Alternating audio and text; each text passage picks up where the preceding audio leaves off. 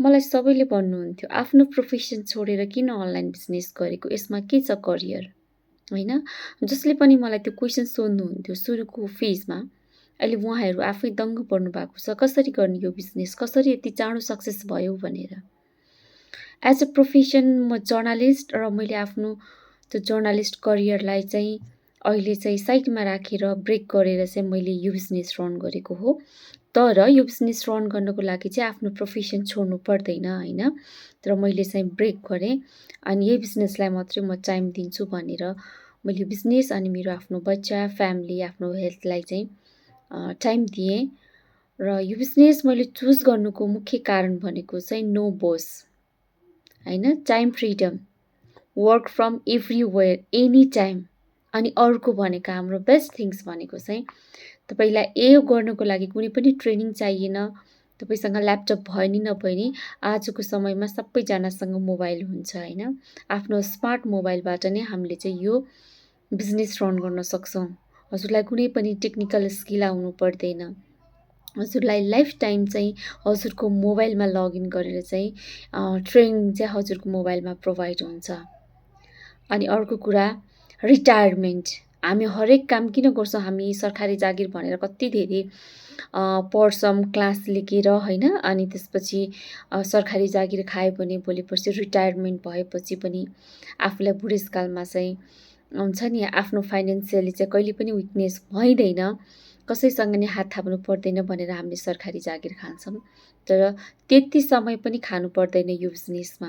लगातार तपाईँले केही वर्ष मात्रै काम गर्नुभयो भने हजुरलाई चाहिँ रिटायरमेन्ट हुनुहुन्छ र त्यसपछि हजुरले चाहिँ मन्थली बोनस पाउनुहुन्छ लाइफ टाइम, जुन चाहिँ मेरो लागि चाहिँ एकदम बेस्ट थियो। किनभने हामी प्राइभेट सेक्टरमा काम गर्ने मान्छे, बोसले तिमी भोलिबाट नआऊ भन्नुभयो भने हाम्रो जब धरापमा हो नि त होइन। भोलिबाटै गइँदैन, जब सकिन्छ त्यहीँबाट हाम्रो काम सकिन्छ अनि हामीले हाम्रो अर्को बाटो रोज्नुपर्छ होइन। कहाँनिर चाहिँ मलाई कुन चाहिँ अफिसले चाहिँ राख्छ होइन, कहाँ चाहिँ भ्याकेन्सी खोलेको छ भनेर चाहिँ हामीले चाहिँ हेर्नुपर्छ, खोज्दै हिँड्नुपर्छ, तनाव लिनुपर्छ। कति दुःख गरेर काम गर्यो तर आफ्नो काम होइन, काम गर्दा गर्दै पनि बोसहरूले चाहिँ फायर गरिदिन्छ। अनि हामीले त्यही काम गरेकै आधारमा चाहिँ कति धेरै सपना देखेको हुन्छ, यो गर्छु त्यो गर्छु भनेर। तर त्यो सपना सबै नै अफिसको बोसले खाइदिन्छ। त्यही भएर चाहिँ मैले यो बिजनेस चुज गरेँ आफै बोस बन्नको लागि। मेरो अन्डरमा कोही पनि बस्नु पर्दैन, म पनि कसैको अन्डरमा बस्नु पर्दैन। घरबाट मेरो आफ्नो बच्चा हेरेर मैले यो बिजनेस रन गर्न सक्छु होइन। नेपालमा बसेर डलर अर्निङ गर्ने भनेको सानो कुरा होइन। अनि 5-7 वर्ष मजाले काम गर्नुभयो भने हजुर रिटायरमेन्टको लाइफ मजाले पाउनुहुन्छ। अनि हजुर जुन रेन्जमा पुगेर हजुर रिटायरमेन्ट हुनुभयो त्यहीँबाट हजुरले आफ्नो बच्चालाई ह्यान्डओभर गर्न सक्नुहुन्छ। तपाईँले जस्तो जिरो लेभलबाट चाहिँ हजुरको बच्चाले स्ट्रगल गर्नु पर्दैन। यस्तै धेरै कारणले मैले यो बिजनेस चुज गरेँ। चुज गर्दाखेरि जुन सुरुको फेजमा सबैले भन्नुहुन्थ्यो, क्वेसन गर्नुहुन्थ्यो, म चुपचाप बस्थेँ, मेरो आफ्नो काम गरिरहन्थेँ, ट्रेनिङ लिन्थेँ, मजाले मास्टरमाइन्ड विकली हेर्थेँ होइन। नजानेको कुरा सबैजनालाई सोध्थेँ, सबैजना एकदम धेरै हेल्पफुल हुनुहुन्थ्यो, सबैजनाले चाहिँ सिकाउनुहुन्थ्यो। अहिले लगभग 2 वर्ष हुन लाग्यो यो बिजनेस रन गरेको।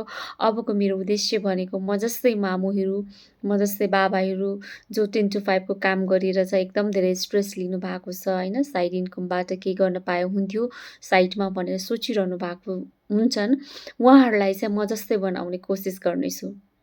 अनि आफ्नो लाइफ, आफ्नो टाइम आफ्नै तरिकाले जिउने, अरूको आफ्नो टाइम चाहिँ अरूलाई दिने होइन। त्यो 10 to 5 को एकदम धेरै त्यो रस, यति धेरै स्ट्रेस हुन्छ मैले फिल गरेको छु। त्यहाँमाथि पनि सानो सानो बच्चाहरू छ भने त उहाँ मामुहरूलाई त एकदम धेरै गाह्रो पर्छ। त्यस्तै भएर नै मैले पनि मेरो आफ्नो करियरलाई साइडमा राखेर अहिले चाहिँ मैले बिजनेस रन गरिरहेको छु। म धेरै खुसी छु। मैले फ्रिडम पाएको छु, टाइम फ्रिडम, फाइनेन्सियली फ्रिडम, आफ्नो पर्सनल ग्रोथ, बच्चालाई दिने टाइम है, सबै कुरा पाएको छु यो बिजनेसबाट। सो हजुरहरू पनि यस्तै बिजनेस गर्ने सोचमा हुनुहुन्छ भने I can help you. Please reach out me. Thank you so much.